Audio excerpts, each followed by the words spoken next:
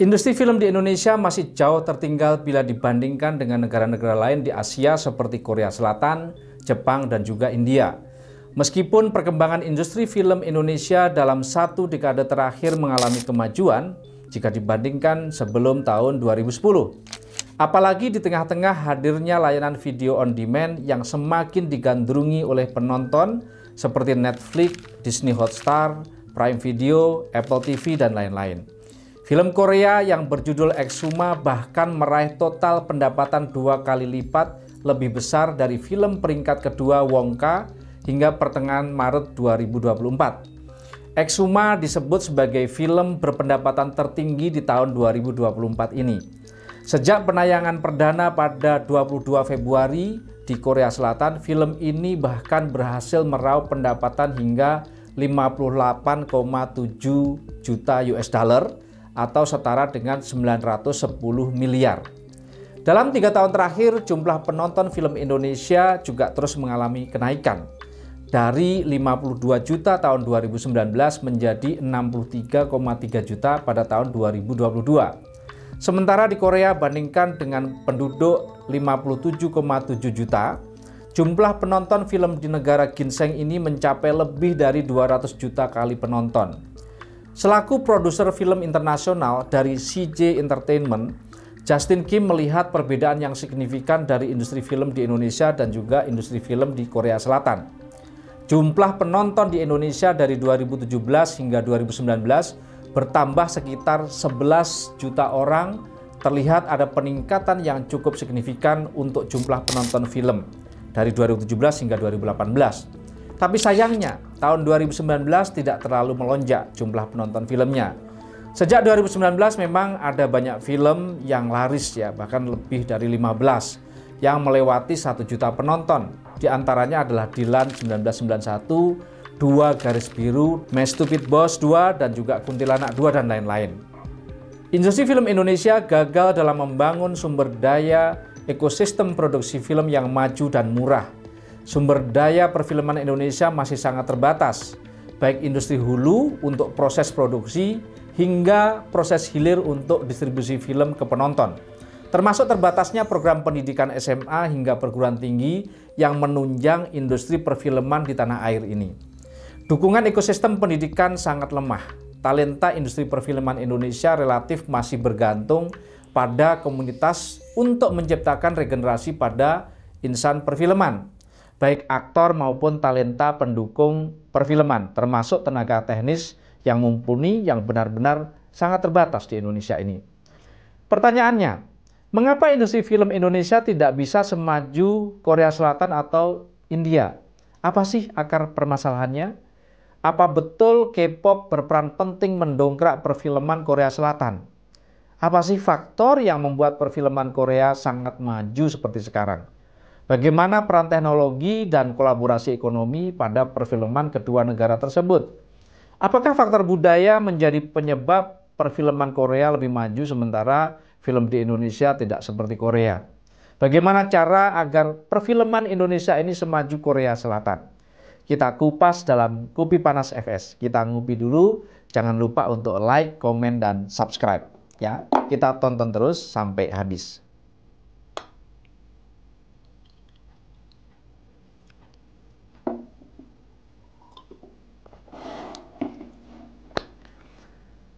Kita bahas satu persatu. Mengapa industri film Indonesia tidak bisa semaju Korea Selatan atau bahkan India? Apa sih akar permasalahannya? Industri film Indonesia bagaikan bibit unggul yang terpendam di tanah yang subur, namun terhalang oleh bebatuan dan pasir. Di balik potensi besarnya, industri ini masih tertinggal dibandingkan Korea Selatan. Tentu saja juga India dengan Bollywood-nya. Alih-alih terpusat pada satu kebun, bakat dan ide kreatif di Indonesia tersebar seperti benih yang liar. Kurangnya ekosistem yang mendukung seperti inkubator film, komunitas film yang solid, dan festival film yang sangat berkelas, hal ini menghambat para pembuat film muda untuk berkembang dan membuat karya yang hebat.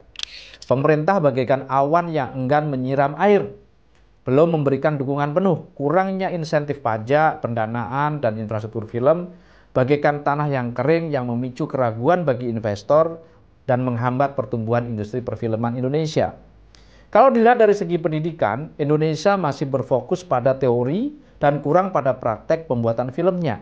Kurangnya sekolah film berkualitas tinggi dan program pelatihan yang terstruktur menghambat lahirnya sineas-sineas handal di tanah air ini. Intinya, kita perlu transformasi holistik di industri film. Kolaborasi antara pemerintah, komunitas film, akademisi, masyarakat sangat diperlukan untuk menumbuhkan ekosistem perfilman nasional. Dukungan finansial dan edukasi yang tepat akan menumbuhkan industri film Indonesia yang subur dan berkelanjutan.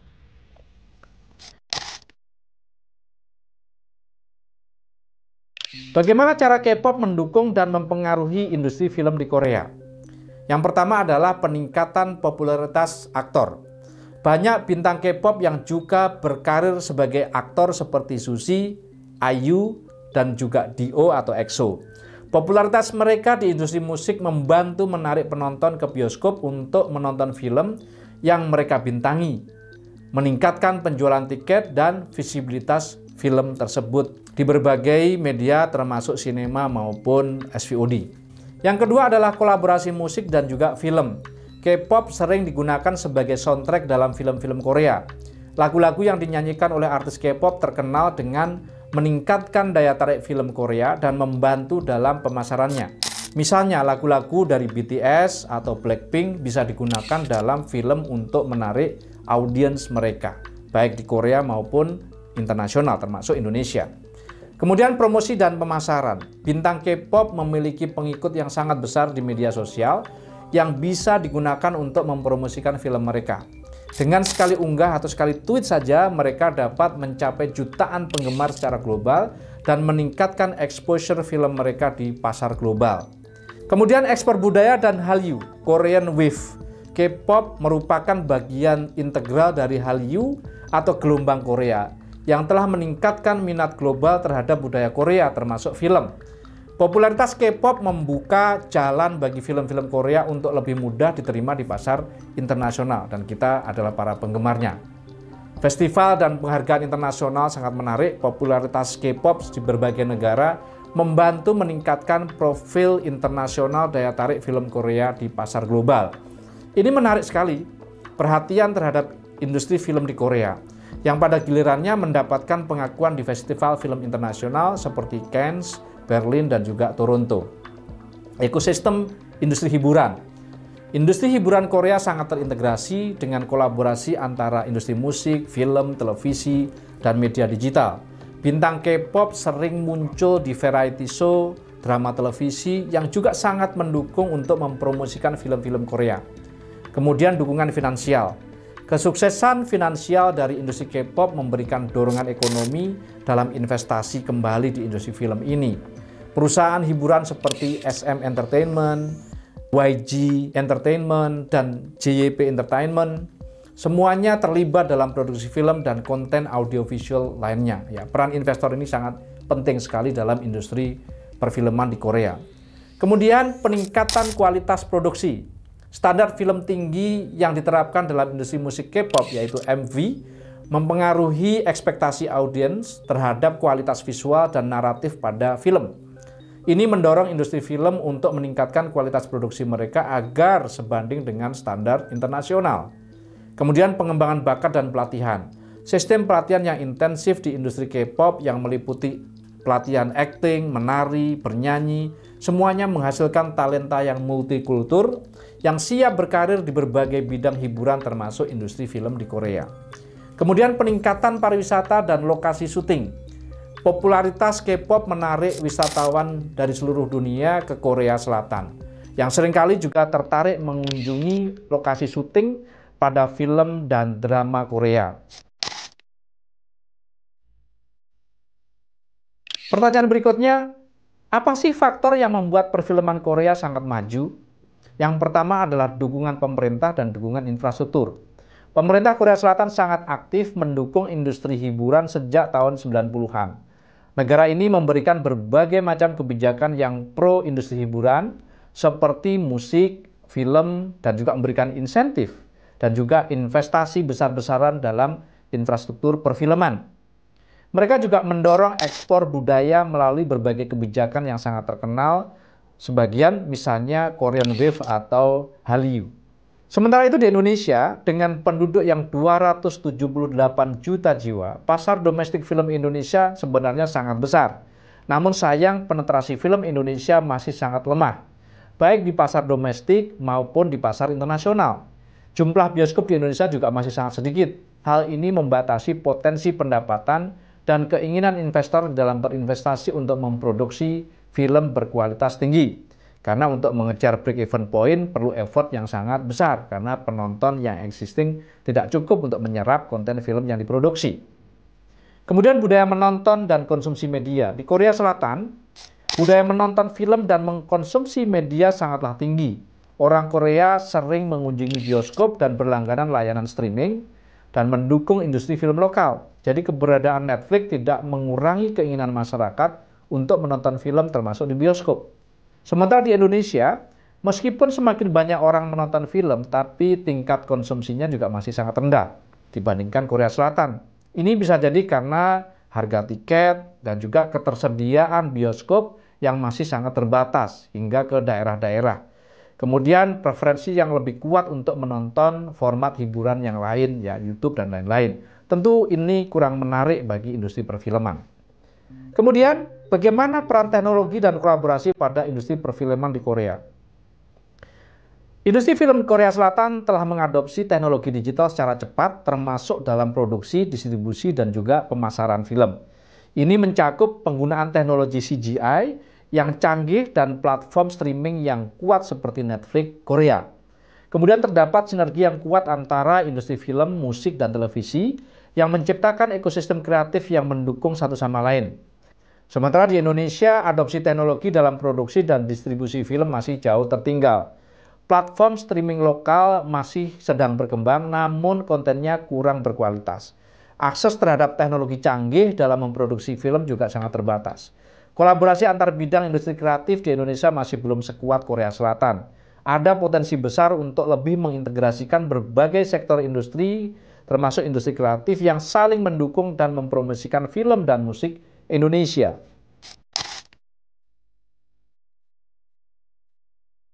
Pertanyaan berikutnya, apakah faktor budaya menjadi penyebab film Korea itu jauh lebih maju dibandingkan Indonesia?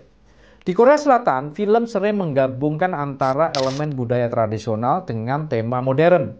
Hal ini menciptakan daya tarik yang unik dan juga autentik bagi penonton internasional. Korea juga memiliki sejarah panjang dalam perfilman yang memberikan dasar yang kuat bagi perkembangan industri film modern. Banyak film klasik Korea yang menjadi inspirasi bagi generasi baru dalam pembuatan film di dunia. Di Indonesia, walaupun ada banyak budaya lokal yang kaya dan beragam, representasi budaya dalam film Indonesia kadang masih kurang tereksplorasi secara mendalam. Yang pasti kurang memberikan atraksi bagi penonton internasional. Misalnya saja, bagaimana caranya blangkon dan kebaya itu digunakan dalam film tetapi menarik bagi orang luar negeri. Peningkatan fokus pada narasi yang menampilkan kekayaan budaya Indonesia bisa jadi menjadi daya tarik tersendiri di pasar internasional. Kalau tergarap dengan benar tentunya. Lagi-lagi perlu strategi dan juga taste branding yang berkelas global.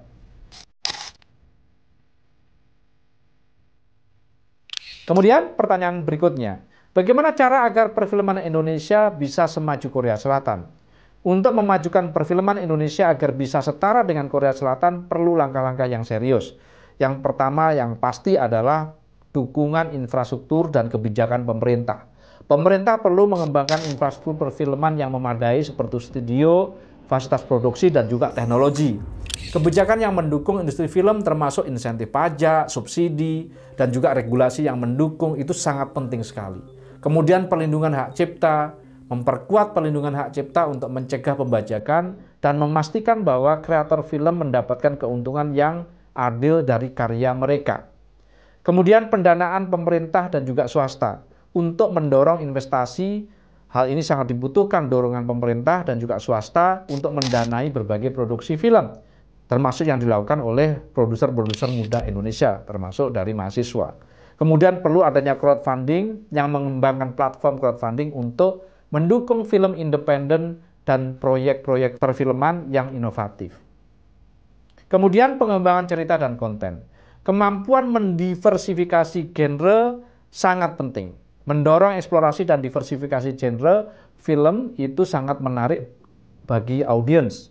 Cerita lokal dengan daya tarik global ini perlu di-exercise, perlu dikembangkan terus-menerus oleh budayawan dan juga para kreator-kreator sinema Indonesia. Hal ini sangat penting, namun tentu nggak gampang. Kemudian promosi dan distribusi. Galakkan bioskop sampai ke kampung-kampung. Ya, tahun 90-an di kecamatan-kecamatan di Indonesia ini banyak film, banyak sinema. Tentu hal ini harus digalakkan dengan insentif yang harus diberikan oleh pemerintah. Media sosial dan juga digital marketing. Saya rasa orang Indonesia sudah sangat jago dengan media sosial dan digital marketing. Memanfaatkan media sosial dan strategi pemasaran digital untuk mempromosikan film secara efektif. Kemudian platform streaming sudah sangat mendukung Netflix, Video.com, dan lain-lain agar dapat dijadikan menjadi media distribusi film Indonesia yang mampu menjangkau audiens yang lebih luas. Kemudian kerjasama yang kreatif antar berbagai bidang industri kreatif, sinergi kolaborasi antara industri film dan musik seperti penggunaan soundtrack dari musisi lokal yang populer. Kemudian program-program televisi, variety show, menggunakan televisi dan variety show itu sangat penting untuk mempromosikan film dan aktor-aktor yang baru. Kemudian pemanfaatan teknologi. Ya, teknologi dengan mengadopsi teknologi baru dalam produksi film seperti CGI misalnya, dengan memanfaatkan efek khusus dan juga penggunaan teknologi digital di dalam produksi dan after produksi, hal ini akan sangat meningkatkan kualitas produksi film dengan kualitas yang baik. Pemanfaatan platform digital untuk produksi, distribusi, dan pemasaran film tentu juga sangat membantu. Dengan pendekatan terpadu, dukungan pemerintah yang kuat, dunia pendidikan, dan juga industri perfilman, industri memiliki potensi yang sangat besar, industri film ini, untuk membangun mimpi mencapai kemajuan perfilman Indonesia yang setara dengan Korea Selatan.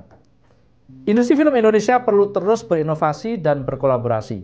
Pemerintah harus menunjukkan kontribusi realnya untuk membangun ekosistem industri film dan musik yang kuat.